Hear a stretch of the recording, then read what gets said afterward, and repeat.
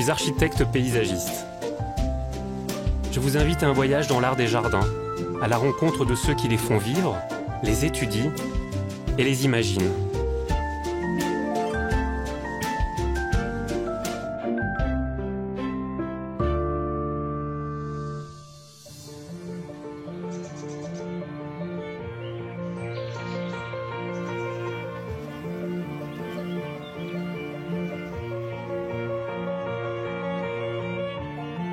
En Croatie, dans la région de Dubrovnik, la côte offre un somptueux paysage de rocailles et de maquis surplombant la mer Adriatique.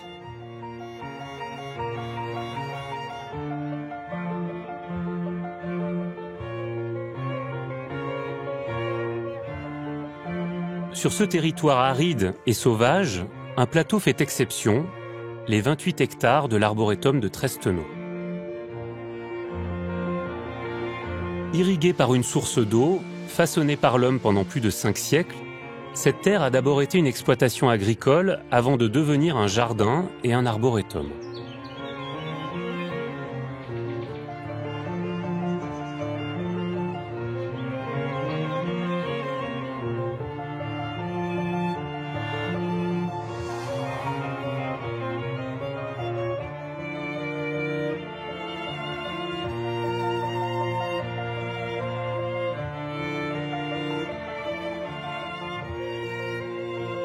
En pénétrant sur le domaine, je suis saisi par le charme de la patine du temps, même si le jardin porte les stigmates des épreuves traversées, tremblements de terre, guerres et incendies.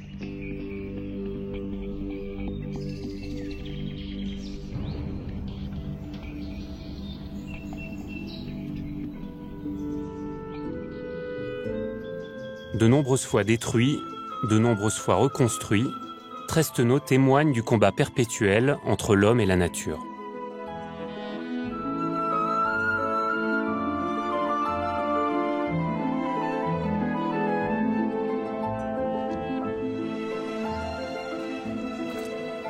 Mladen Obad Sitarocci est comme moi paysagiste. Il est membre de l'Académie des arts et des sciences de Croatie. Mladen, quel est le contexte géographique dans lequel s'inscrit le jardin de Trsteno? Trsteno s'inscrit dans un paysage que je qualifierais de difficile. D'un côté, on identifie clairement la montagne, très proche des frontières entre la Croatie et la Bosnie-Herzégovine. Et de l'autre, on voit la mer Adriatique et l'archipel des îles Elafite. Plus loin encore, se situent les frontières maritimes avec l'Italie. Donc est-ce que ce sont de bonnes conditions pour créer un jardin? Avec ce paysage montagneux et rocheux, tout l'espace de la région de Dubrovnik était pauvre en terre fertile. Les surfaces utiles à l'agriculture étaient relativement petites. Les sols fertiles étaient donc précieux. Ils étaient retenus par la construction de murs de soutènement en pierre. Ça formait des terrasses pour les cultures. De cette manière, les terres fertiles étaient protégées.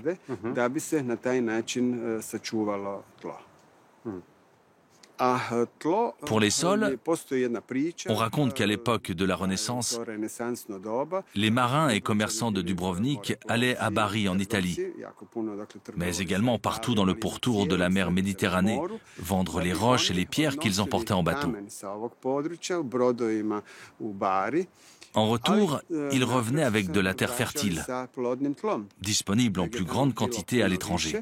Ils amélioraient ainsi peu à peu la qualité de leur jardin et la fertilité des sols selon leurs possibilités.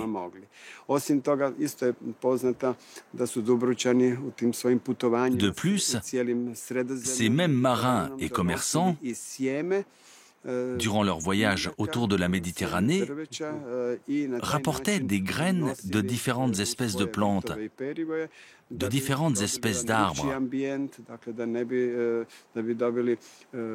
Cela permettait la création de jardins différents de ceux que l'on voyait habituellement dans la région.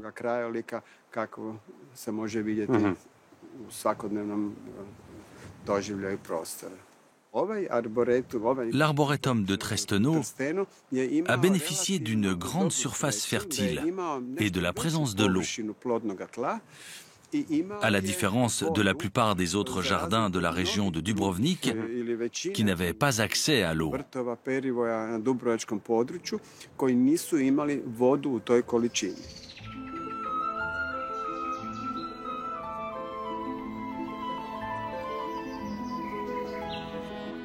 Les origines du jardin de Tresteno remontent au XVIe siècle, époque à laquelle une famille d'aristocrates de la petite république de Dubrovnik, les Gučetic-Goz, s'offre avec ce domaine un lieu de villégiature.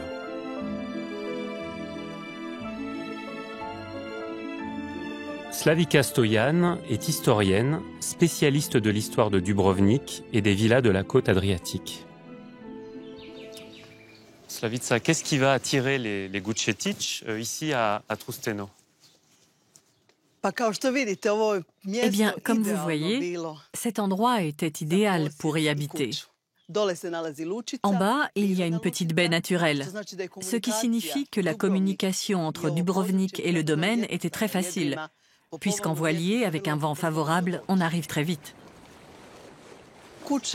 La maison en elle-même est sur un plateau, ce qui la protège naturellement et joue presque un rôle de fortification. Cela assurait une certaine sécurité aux habitants. Et surtout, autour de la maison, la terre était fertile, ce qui permettait d'organiser de magnifiques terrasses et jardins. Ils étaient consolidés par des murs en pierre et on y plantait différentes cultures. Pas des céréales, bien sûr, mais des petites plantations nécessaires à la vie citadine. Le plus important sur cette propriété, c'est qu'en son milieu, un puissant ruisseau assurait, avec d'autres points d'eau alentour, la culture de fruits, de légumes, tout ce dont Dubrovnik avait besoin. C'est ainsi que la famille a continué à s'enrichir. Les Gučetic, c'était donc une famille très riche, et pourtant, lorsqu'on regarde la villa, lorsqu'on regarde le jardin, tout est extrêmement modeste et sobre. C'est vrai.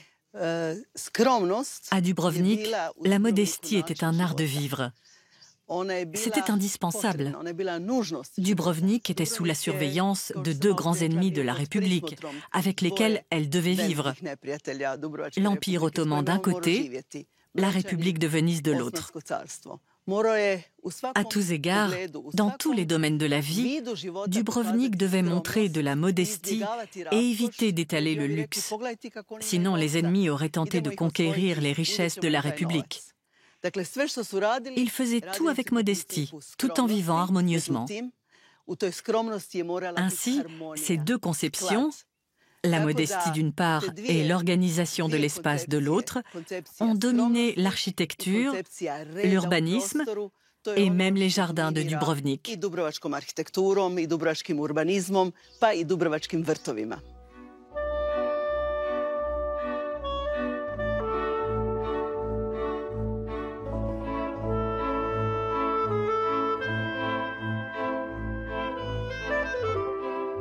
Le domaine de Tresteno se déploie autour de la villa, bordée de jardins, de labyrinthes et d'allées arborées.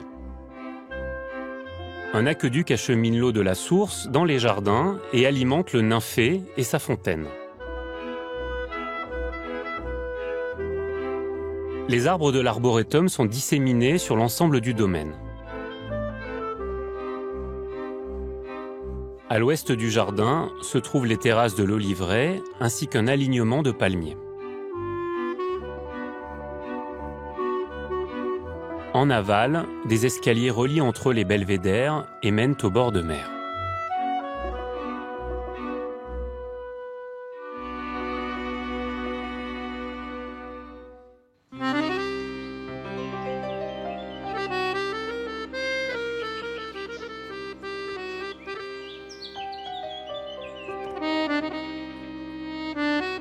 En achetant un terrain cultivable offrant une vue magnifique sur la mer, la famille Gucetic veut rivaliser avec la beauté des jardins de la République vénitienne, toute proche. Grâce à la présence de l'eau, ils peuvent développer leur jardin d'apparat et planter de nombreux arbres. Petit à petit, le domaine se transforme en arboretum.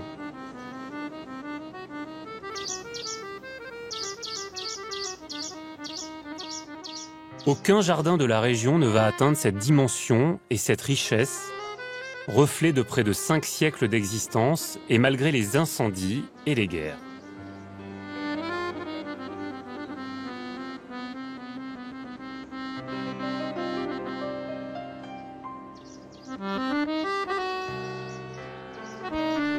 La conception de l'arboretum de Tresteno est particulière, loin des parcs paysagers traditionnels. Ivan Simic en est le directeur.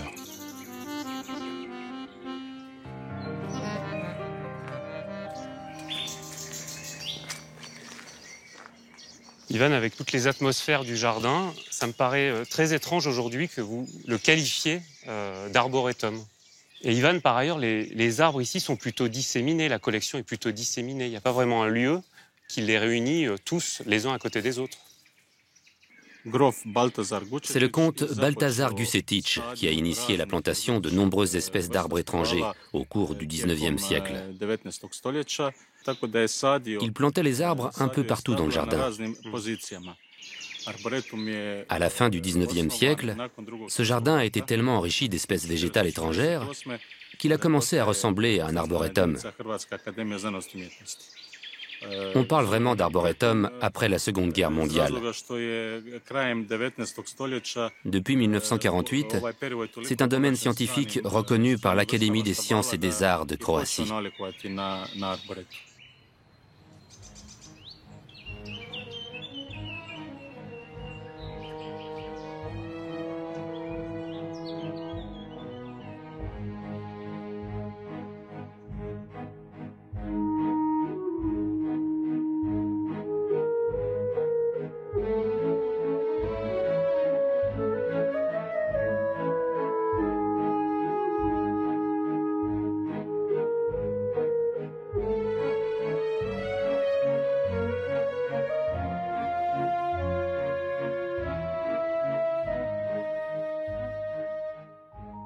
Nous avons également une végétation de forêt naturelle avec des pins d'Alep, des chênes pédonculés et des cyprès. Comme ces grands cyprès qui représentent très bien les arbres du maquis du littoral adriatique. Ce cyprès est âgé d'environ 50 à 60 ans. Les cyprès qui sont derrière ont plus de 100 ans. Les forêts de cyprès sont emblématiques de la région de Dubrovnik. Elles sont vraiment magnifiques.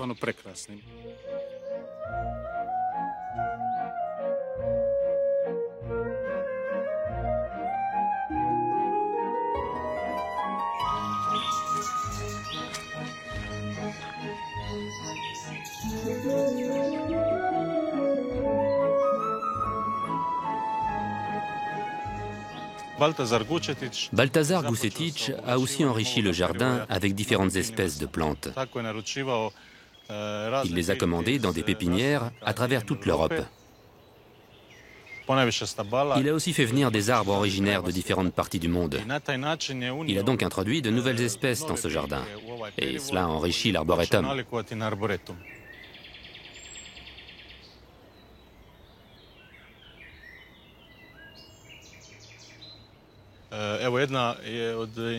Un des arbres les plus imposants à Tresteno est notre tilleul américain.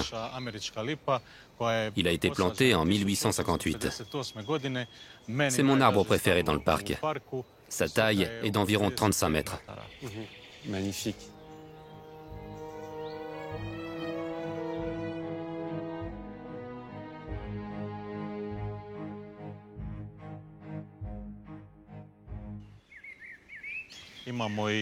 Nous avons aussi le platane d'Asie, qui est également âgé d'environ 150 ans et qui est un arbre merveilleux.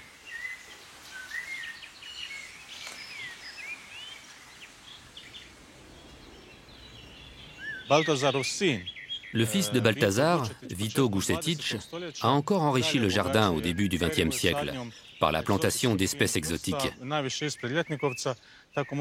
Surtout devant la villa, depuis laquelle on peut voir différentes espèces de yucca, de figuier de Barbarie, et même un ancien spécimen de cycas du Japon, qui a plus de 100 ans.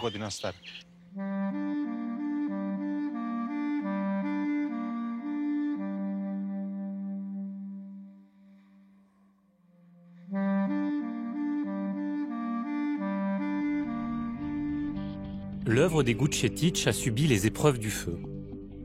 En 1991, lors de la guerre d'indépendance, un incendie ravage une première fois le domaine. En 2000, un second feu se propage accidentellement et détruit toute la partie nord-ouest.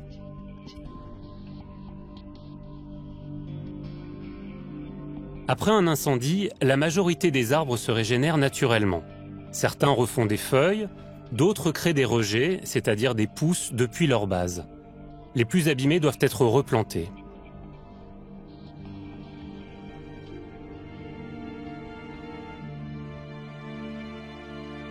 À Tresteno, la végétation s'est régénérée en une dizaine d'années.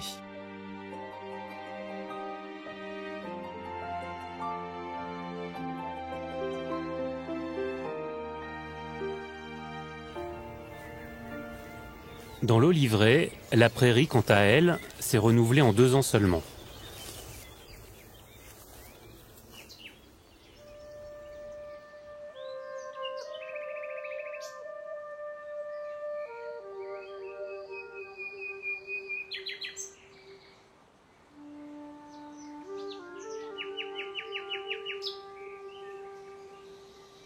Ivan, on a du mal à imaginer, ici dans l'Oliveraie de Tresteno, que les 2/3 du jardin, de l'arboretum, ont été dévastés par un terrible incendie. Avec l'incendie de l'an 2000, 2/3 de la surface de l'arboretum a disparu. Après cela, les travailleurs de l'arboretum ont commencé la restauration des parties consumées par les flammes. La restauration a commencé par l'élimination des arbres brûlés. Ensuite, il y a eu une phase de replantation de nouveaux arbres, surtout des cyprès. Là où nous sommes actuellement, se trouve notre nouvelle oliveraie, qui est devenue le symbole de la restauration après l'incendie, puisqu'elle a commencé à être replantée autour des anciens pieds restés intacts.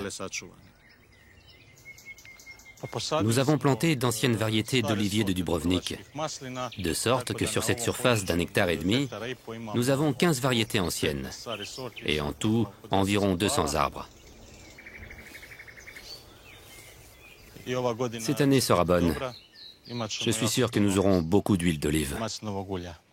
On s'intéresse plus facilement aux oliviers lorsqu'ils sont fruits, mais là, la fleur de l'olivier est magnifique, elle est très délicate. On voit bien les 4 petits pétales. Les 2 étamines qui sont gorgées de pollen, on le voit très bien là sur la feuille. Petite tache jaune là. Là, vous allez avoir de belles olives cet automne.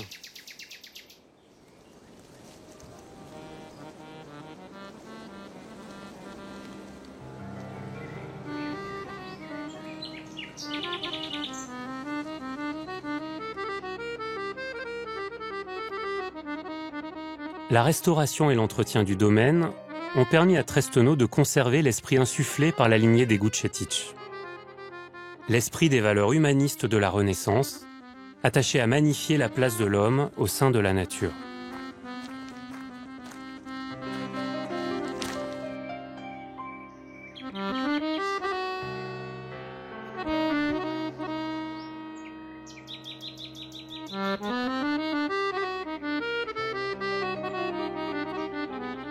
Luco Paglietac est romancier et poète.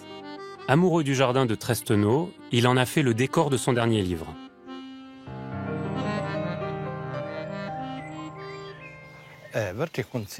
Le jardin est conçu comme une sorte de labyrinthe, un labyrinthe aux allées droites, dont le but est d'arriver à un point central, la crypte, si on veut l'appeler comme cela, une crypte ouverte.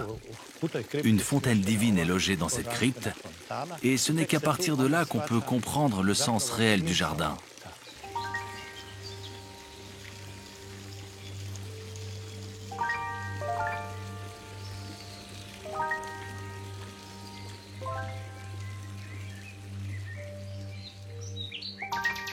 La fontaine est alimentée par un aqueduc acheminant l'eau de la source depuis le haut du jardin.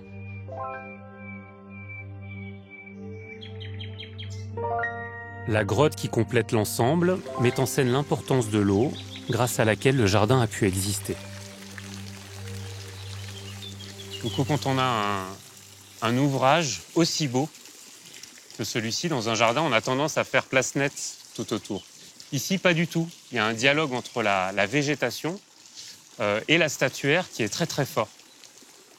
Le propriétaire a voulu faire différemment et a mis cette magnifique fontaine délibérément au centre de cette abondante végétation pour qu'elle l'enlace. Il a fallu construire la fontaine dans le cadre existant et montrer que l'eau, et donc la fontaine, est avant tout la mère nourricière du lieu. Ensuite, et c'est peut-être le plus important, la fontaine est l'endroit qui reflète le ciel, l'endroit qui unit le ciel et la terre. Alors sur cette fontaine, on reconnaît Neptune, avec tous ses attributs, son trident, sa barbe, le cheval, les deux dauphins. Toute la dramaturgie de la scène réside dans la bienveillance de Neptune et dans son dos, ce visage, ce monstre un peu menaçant, un peu inquiétant. En fonction de la manière dont on considère cette apparition, cette forme ou cette tête a une énorme gueule et c'est une sorte d'entrée vers quelque chose avec deux gros yeux. Neptune n'est pas là par hasard. Neptune, c'est le dieu de la mer. Si l'on voulait plaisanter, on pourrait dire que, fatigué par les vagues, il est venu se reposer dans ce magnifique jardin. Une autre explication possible serait que Neptune soit posté devant cette grotte comme le gardien des lieux, avec le trident en signe de puissance. En même temps, son frère est le dieu des enfers. Et il semblerait que cette grotte veuille nous introduire sous terre. Mais alors Neptune représenterait le gardien ou le guide.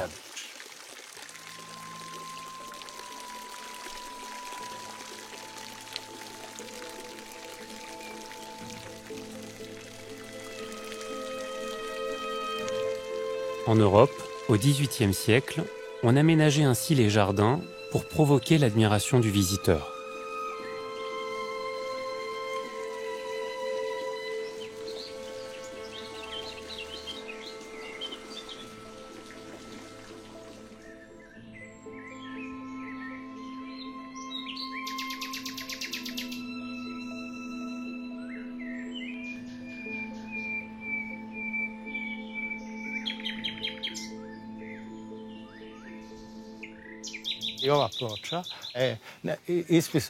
Cette plaque a été gravée au début du XVIe siècle, en 1502. Si nous réfléchissons bien au sens de l'inscription, on voit qu'en vérité, le jardin parle à la première personne. Il dit « Moi, jardin ». Il s'adresse à nous et nous dit « Je suis fier de l'eau et de ce domaine fertile, généreux et hospitalier, et du travail de mon noble maître. » Dans la seconde partie, il s'adresse aux voyageurs ou aux passants comme nous qui sommes venus ici aujourd'hui. Voyageurs, ici tu vas trouver la preuve que la main de l'homme peut perfectionner la nature sauvage. C'est là que se joue un concept important de la Renaissance. Comment l'homme peut-il agir sur ce qui est sauvage ou animal? Ces concepts imprègnent toute la période de la Renaissance et agissent sur l'architecture, l'art, la poésie et bien sûr sur la manière de vivre en général.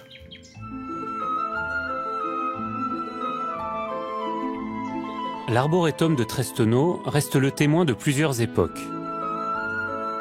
Sa poésie réside dans sa situation spectaculaire face à l'Adriatique, dans ses ouvrages splendides qui ponctuent les promenades, mais surtout dans ses cicatrices et sa bataille dramatique et sans fin pour garantir sa quiétude et son éternité.